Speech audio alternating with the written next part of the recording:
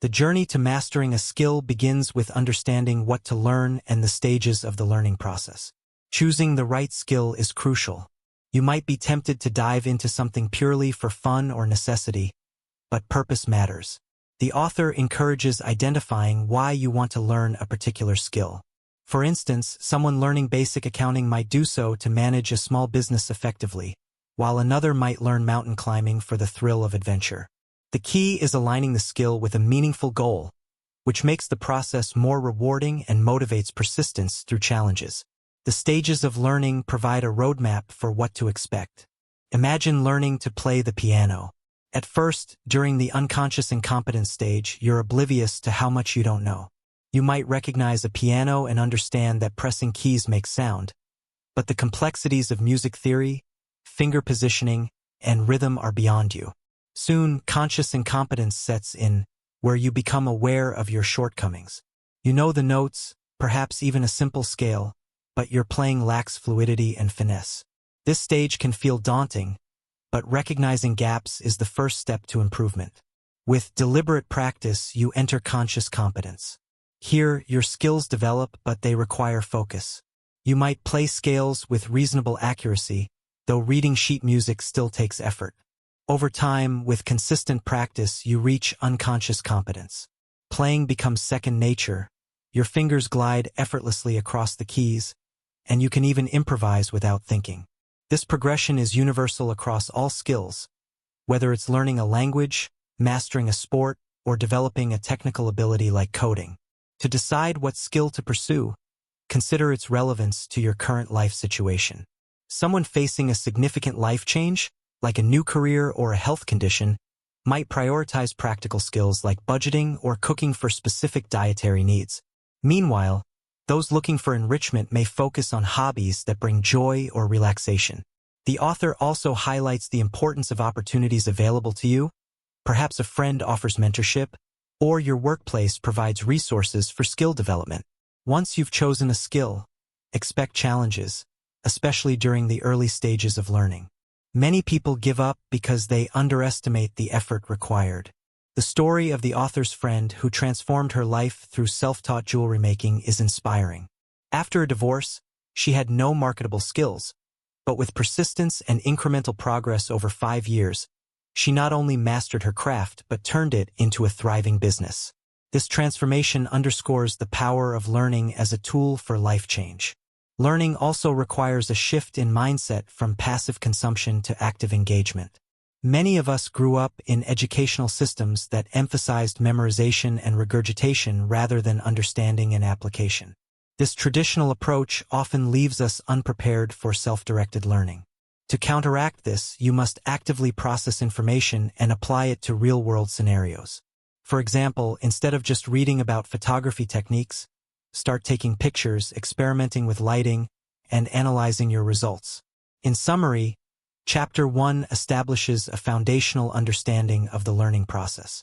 By choosing skills with purpose, understanding the stages of learning, and embracing the challenges that come with growth, you set yourself on a path to rapid skill acquisition. The piano analogy and real-life examples like the jewelry maker highlight that with the right approach, anyone can master a skill and transform their life. Learning a new skill might seem overwhelming at first, especially when the skill appears complex or multifaceted. However, breaking the process down into manageable parts is a game-changer. The author introduces strategic planning as the key to effective and efficient learning, emphasizing the importance of preparation, focus, and adaptability. With a clear plan in place, even the most daunting skills become approachable.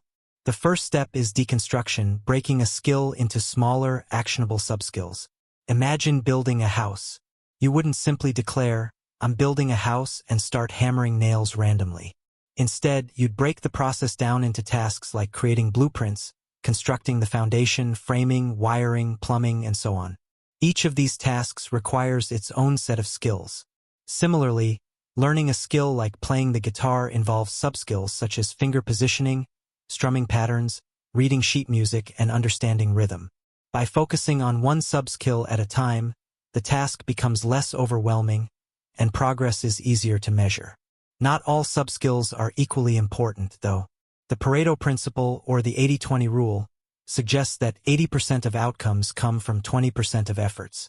In skill acquisition, this means identifying the critical subskills that will yield the greatest results. Take language learning, for instance. Gabriel Weiner, a language acquisition expert, points out that the first 1,000 words in a language account for 70% of the vocabulary used in daily conversation. By focusing on these high-frequency words, learners can quickly become conversational without getting bogged down by less common terms. The author extends this idea to other domains. A beginner tennis player might focus on mastering basic serves and returns rather than attempting advanced spins or trick shots.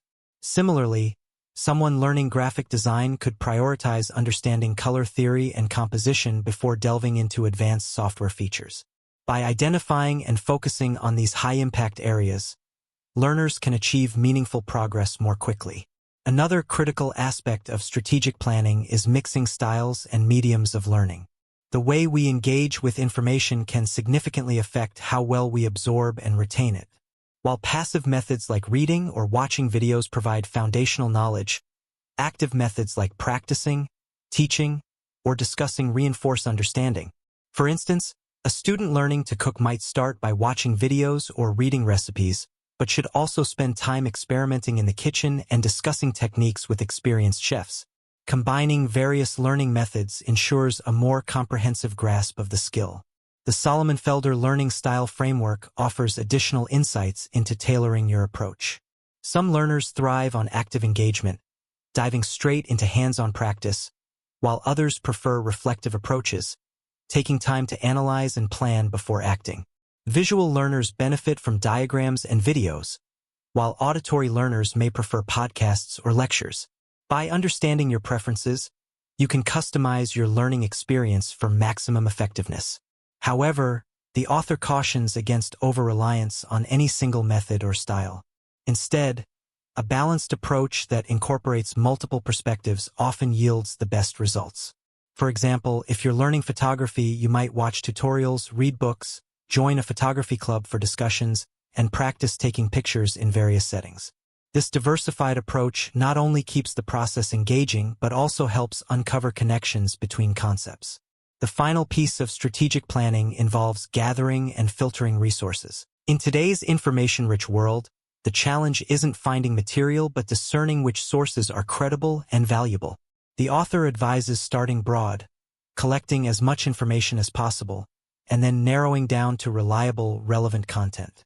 For example, a beginner learning digital marketing might encounter a mix of high-quality tutorials, questionable blog posts, and outdated advice.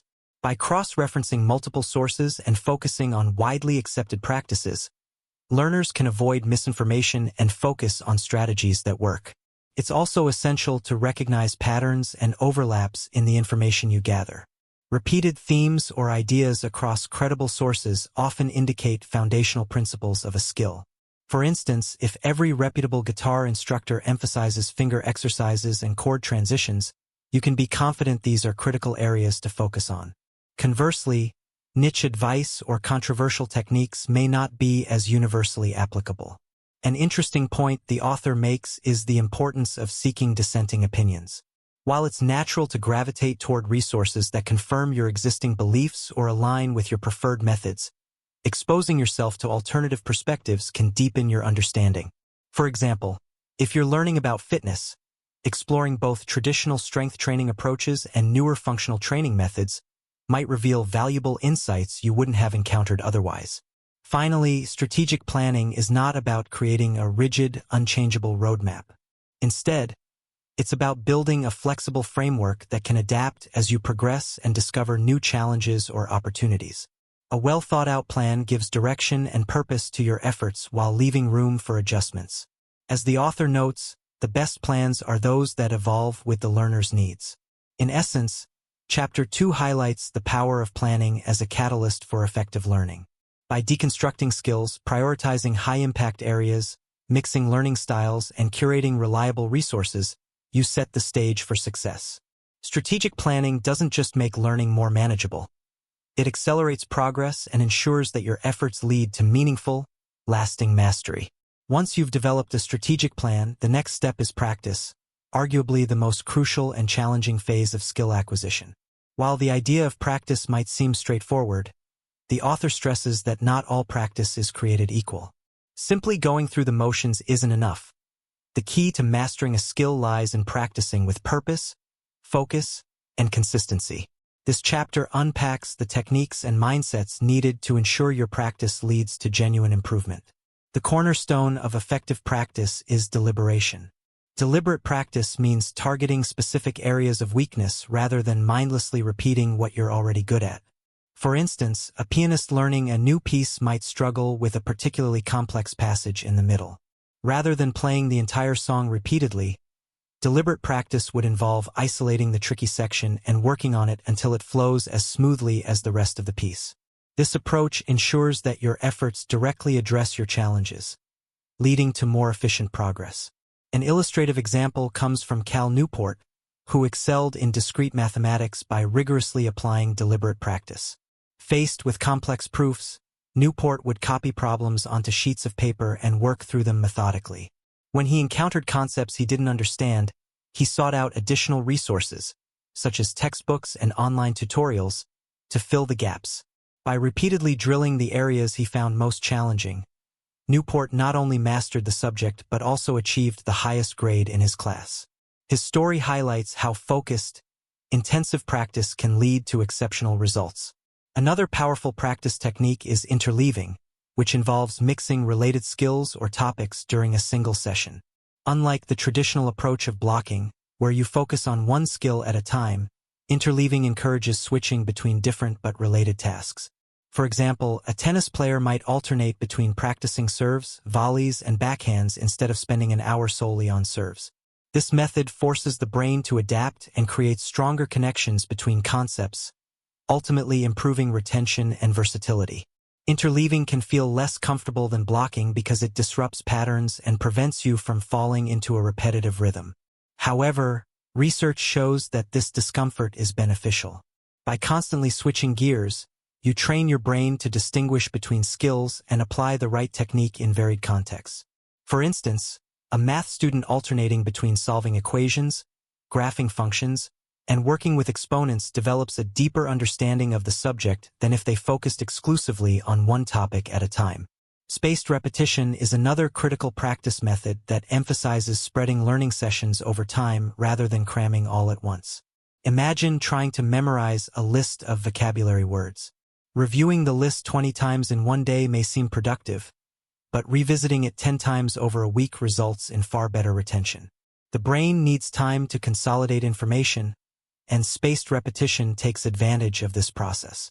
Whether you're learning a language, studying for an exam, or mastering a physical skill, spacing out your practice sessions ensures the knowledge sticks. The author also highlights the importance of mindset during practice. One common pitfall is equating repetition with progress. While repetition is necessary, it's only valuable when paired with focused effort and feedback. For example, a basketball player who practices shooting without analyzing their form or aiming for improvement may simply reinforce bad habits. In contrast, a player who reviews their technique, adjusts their stance, and targets specific weak points will see significant gains. Patience is another essential ingredient. Skill acquisition takes time, and it's easy to become discouraged when progress feels slow. The author notes that even simple skills require hundreds of repetitions to become second nature, while more complex skills can take tens of thousands. A violinist, for instance, might spend months practicing scales before they can play a challenging concerto with ease. Understanding this timeline helps manage expectations and maintain motivation. To maximize the effectiveness of practice, the author advises keeping sessions short but focused. Energy and attention naturally wane over time, so it's better to practice in manageable bursts than to push through long, exhausting sessions. For example, a writer might set a timer for 45 minutes of focused work, followed by a short break. This approach not only prevents burnout but also ensures that each practice session is productive. The chapter concludes with an important reminder. Practice isn't just about repetition. It's about learning. Each session should challenge you to push your limits, refine your techniques, and deepen your understanding. By incorporating deliberate practice, interleaving, spaced repetition, and a focused mindset, you transform practice from a routine activity into a powerful tool for rapid skill acquisition. The result is not just better performance but also a deeper, more enduring mastery of the skill. Mastering a skill goes beyond repetition or surface-level understanding. It requires deep comprehension. This chapter focuses on techniques and mindsets that enable learners to achieve not just proficiency, but a level of mastery where the skill becomes intuitive and adaptable. The author emphasizes that true expertise lies in understanding the why behind the how, and this chapter provides actionable methods to reach that level. One of the most effective strategies for deep comprehension is the Feynman technique, inspired by the legendary physicist Richard Feynman. This method involves teaching the skill or concept to someone else in the simplest terms possible. By doing so, you uncover gaps in your understanding that might otherwise go unnoticed. For example, if you're learning about supply and demand in economics, explaining it to a friend using clear, everyday examples can reveal areas where your grasp of the concept is weak. Struggling to articulate the relationship between price changes and consumer behavior, for instance, might indicate a need to revisit the material. The process of breaking down complex ideas into simple terms not only strengthens your own understanding but also makes the information more accessible for future application. Teaching forces you to distill the essence of what you've learned, solidifying the connections in your mind and preparing you to apply the knowledge in real-world situations. Elaborative interrogation is another powerful tool for deep comprehension. This technique involves asking why questions to explore the underlying principles of a skill or concept. For instance, when learning about photography, don't just memorize that a wider aperture lets in more light. Ask why this happens and how it affects depth of field. By probing into the mechanics and reasoning behind concepts, you build a robust framework of understanding that allows you to adapt and innovate. This approach is particularly effective for complex skills where understanding the principles can unlock creative possibilities. The author also introduces Bloom's taxonomy, a framework that categorizes different levels of learning, from basic knowledge to higher-order thinking. At the lowest level, you simply remember facts such as the steps to bake a cake. As you progress, you start applying those steps, analyzing what works, and evaluating how different techniques affect the outcome. At the highest level, you can create something new, like developing your own cake recipe. Understanding where you are in this hierarchy helps you target your efforts effectively and encourages a growth mindset. Comprehension is also enhanced by connecting new information to existing knowledge. The author uses the example of learning a new language. If you already speak English and are learning Spanish, recognizing similarities in sentence structure or vocabulary roots can make the process more intuitive. For instance, knowing that information in Spanish is nearly identical to information in English helps anchor the new word in your memory. This principle applies across domains, whether you're learning to play the guitar or studying coding. Drawing parallels to what you already know can accelerate your progress. The chapter emphasizes the importance of prioritization in deep comprehension. Not all aspects of a skill are equally important, especially in the beginning. The Pareto principle discussed earlier is relevant here.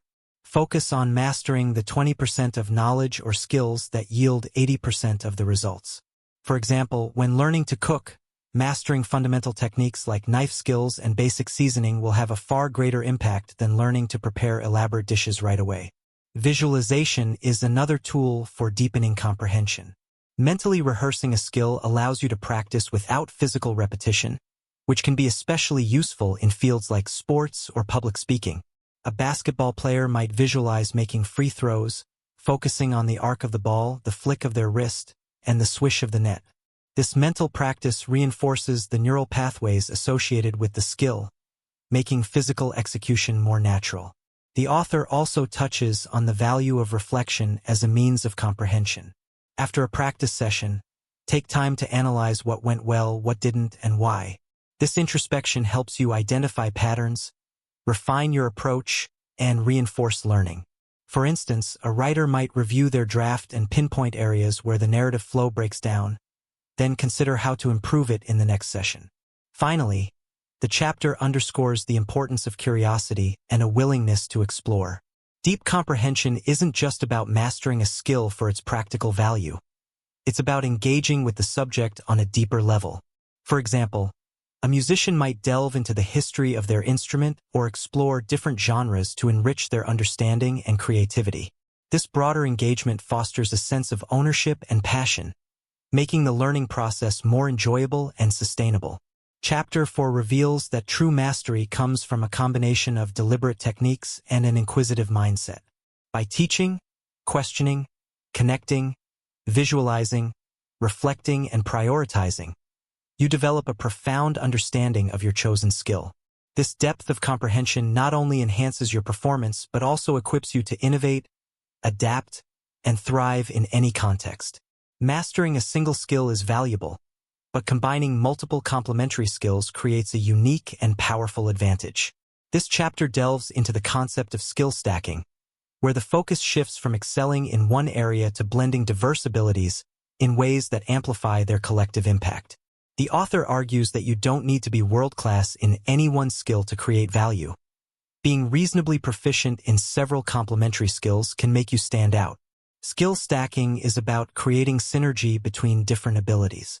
Imagine someone who is an average graphic designer but also has a solid grasp of marketing and public speaking. Individually, none of these skills might be extraordinary, but together, they form a rare combination that could make this person a highly effective creative director or entrepreneur. The magic lies in how these skills intersect and support one another, opening opportunities that mastery in a single area might not provide. The author uses the example of combining technical expertise with interpersonal skills. An engineer who can communicate complex ideas clearly to non-technical stakeholders becomes invaluable in a team. Similarly, a teacher with a flair for storytelling can captivate and inspire their students in ways traditional methods might not achieve. By identifying which skills complement each other, you can intentionally build a unique stack that aligns with your goals. Skill stacking also leverages individuality. Everyone has their own set of interests, talents, and experiences, making their skill combinations inherently unique. For instance, someone with a background in finance and a passion for photography might carve out a niche as a financial photographer, documenting the world of commerce through a creative lens. Another person might blend coding skills with a love for music to develop innovative music software. The possibilities are endless, and the most impactful skill stacks often reflect personal passions and experiences. The process begins by identifying foundational skills that support multiple domains. The author encourages focusing on broadly applicable skills such as communication, problem-solving, and technology literacy. These foundational skills act as a glue that binds more specialized abilities together. For example, effective communication is critical whether you're leading a team, pitching an idea, or teaching a class. By mastering foundational skills, you create a base upon which other skills can be layered. From there, it's important to choose specialized skills that align with your interests and goals. The author emphasizes that skill stacking is not about randomness. It's about intentionality. Look for skills that naturally intersect or that address gaps in your current expertise. For instance, if you're already a strong writer, adding video editing to your repertoire could open up opportunities in content creation. If you're proficient in a foreign language, learning cultural anthropology might enhance your ability to work in international settings. The concept of skill stacking also applies to career development. Many job roles require a mix of abilities rather than expertise in a single area. A project manager, for example, needs a blend of organizational skills, team leadership, budgeting, and domain knowledge. By stacking skills relevant to the role, you position yourself as an adaptable and well-rounded professional. This versatility not only increases your value to employers, but also makes you more resilient to changes in the job market. Skill stacking is also a strategy for differentiation in competitive fields. In areas where many people possess similar qualifications, a unique skill combination can set you apart. Consider an artist who understands digital marketing and e-commerce. They're better equipped to market their work online compared to those who rely solely on artistic talent. Likewise, a programmer who learns public speaking might become a sought-after tech evangelist, capable of bridging the gap between complex technology and general audiences. The author illustrates this with the story of a friend who worked in customer service but had a knack for coding. By combining these skills, the friend transitioned into a role developing user-friendly customer support software, blending technical knowledge with first-hand experience of customer needs. This skill stack not only advanced their career but also allowed them to make a meaningful impact in their field. An important aspect of skill stacking is recognizing when to acquire new skills. The author suggests starting with areas that naturally interest you or where you've already invested time. Building on existing strengths is often more efficient than starting from scratch. For example, if you enjoy storytelling, adding video production to your skill set could be a logical next step. Similarly, if you have a talent for numbers, learning data visualization tools could complement your analytical abilities. The chapter also stresses the importance of ongoing learning. Skill stacking is not a one-time process but a dynamic journey. As industries evolve and personal interests shift, new opportunities for stacking arise. Someone who began as a graphic designer might later add coding skills to create interactive websites or apps. A yoga instructor might study nutrition to offer holistic wellness programs. The willingness to continuously learn and adapt ensures your skill stack remains relevant and valuable. Finally, the author highlights the transformative potential of skill stacking.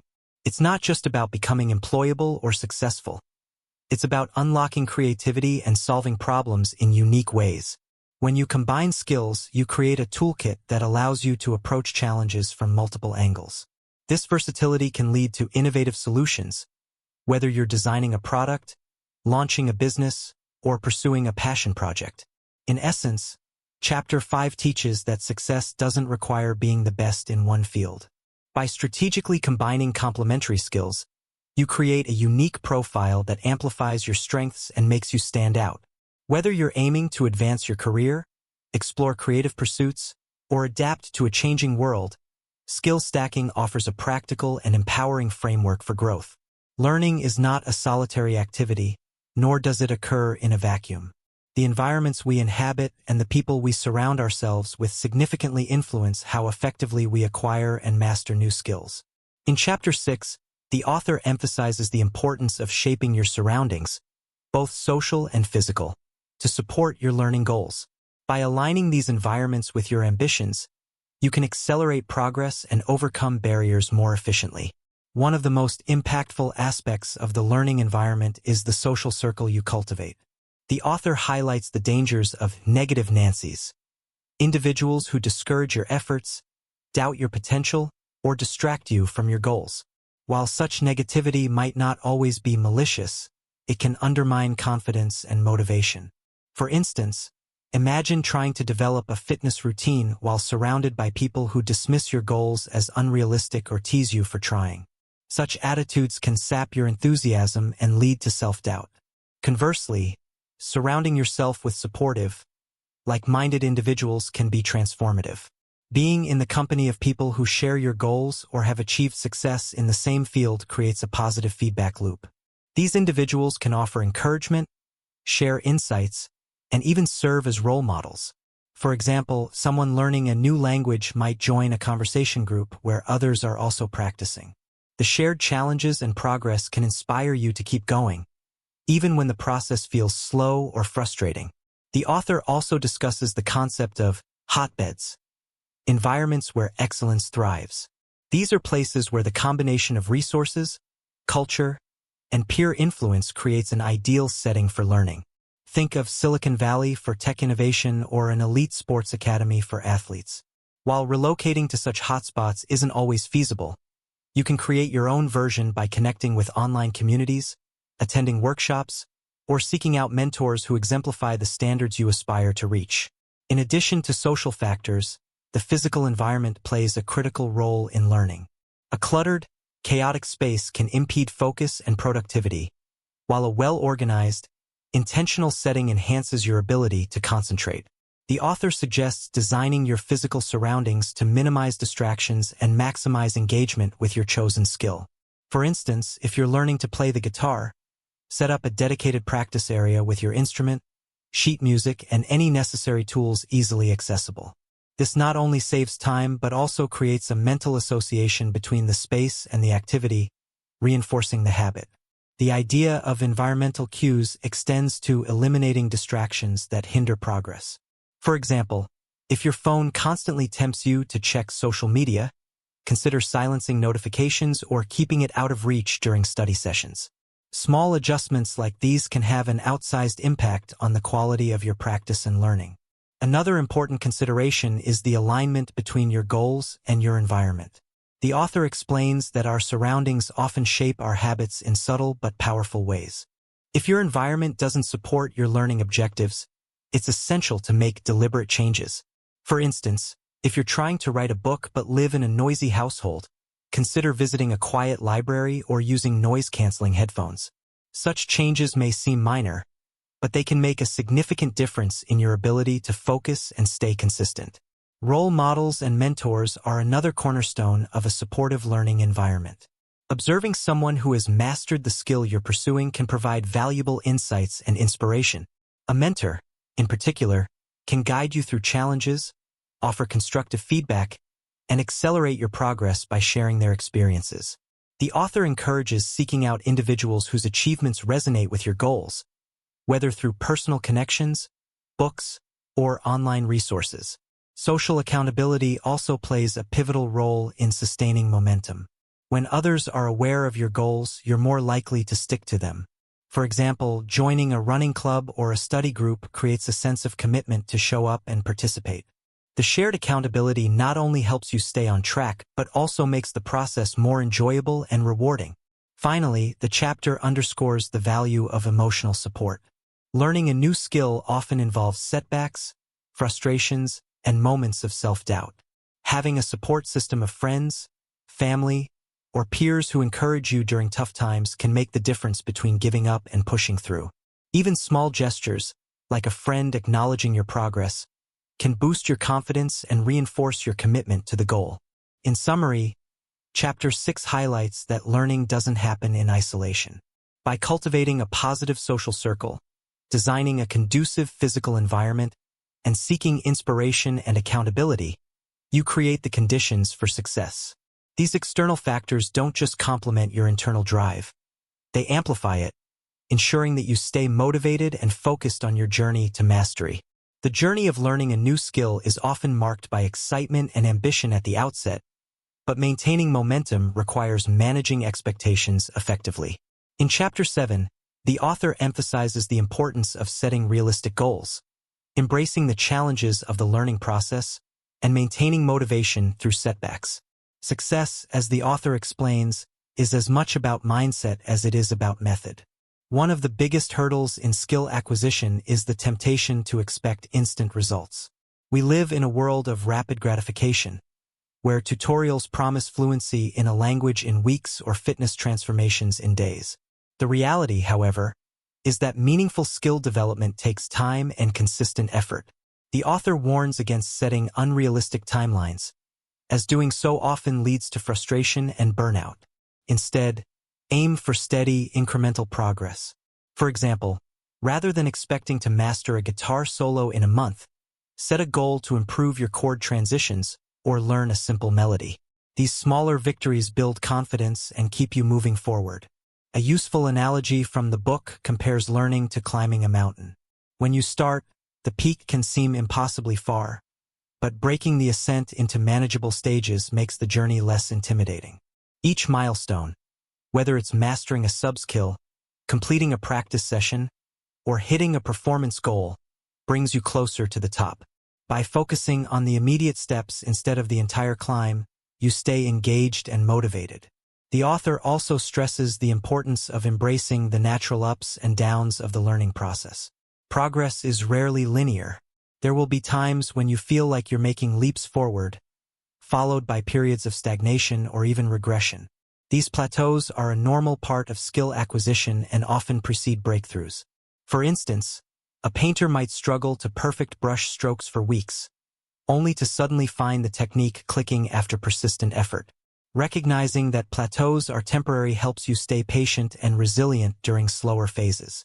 Role models and success stories can serve as both inspiration and perspective. The author encourages learners to look up to individuals who have mastered their chosen skill, but to do so with realistic expectations. It's easy to idolize someone's achievements without acknowledging the years of effort and setbacks that went into their success. For example, a world-class chef might make creating a complex dish look effortless, but behind that performance lies decades of practice, experimentation, and failure. Understanding this helps you appreciate your own progress and avoid comparing yourself unfairly to others. Another critical element of managing expectations is redefining failure. Instead of viewing mistakes as setbacks, treat them as opportunities for growth. The author shares the story of a software developer who consistently ran into bugs while learning to code. Rather than getting discouraged, the developer treated each error as a puzzle to solve, ultimately deepening their understanding of programming logic. This mindset shift, seeing failures as learning moments rather than endpoints, can transform the way you approach challenges. The chapter also explores the importance of setting the right type of goals. Outcome-based goals, such as winning a competition or achieving certification, are motivating but can feel distant and overwhelming. The author suggests focusing on process-based goals, which emphasize the actions and habits that lead to success. For instance, instead of aiming to write a novel, commit to writing 500 words a day. Process-oriented goals keep you grounded in the present and ensure consistent effort, which is the true driver of progress. Celebrating small wins is another strategy to sustain motivation. Each step forward, no matter how minor, is a sign of growth and should be acknowledged. For example, if you're learning a new language, celebrating the ability to order food in that language or hold a simple conversation reinforces your efforts. These moments of success create a positive feedback loop, encouraging you to keep going. Finally, the author emphasizes the importance of self-compassion. Learning a new skill can be frustrating, and it's easy to be overly critical of yourself when progress feels slow. However, beating yourself up for not being perfect can sap your energy and enthusiasm. Instead, approach the process with kindness and patience. Remember that everyone starts somewhere, and the fact that you're trying is already a victory. In conclusion, Chapter 7 reminds us that managing expectations is a vital part of skill acquisition. By setting realistic goals, embracing challenges, celebrating small victories, and maintaining a growth-oriented mindset, you can navigate the learning process with resilience and satisfaction. Skill mastery may take time, but with the right perspective, every step of the journey becomes a rewarding experience. The Science of Rapid Skill Acquisition by Peter Hollins provides a transformative approach to learning, emphasizing that anyone can master a new skill with the right strategies, mindset, and environment. The book challenges the traditional view that talent alone dictates success, replacing it with actionable methods grounded in intentionality and effort. The core message is clear. Learning is not a passive activity but an active pursuit that thrives on deliberate practice, strategic planning, and adaptability. Throughout the book, Hollins underscores that the path to skill mastery begins with clarity of purpose.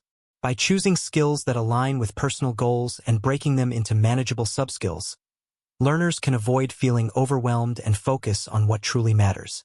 Tools like the Pareto principle and skill deconstruction ensure that efforts yield maximum results, while approaches such as deliberate practice and spaced repetition target areas of weakness and solidify learning.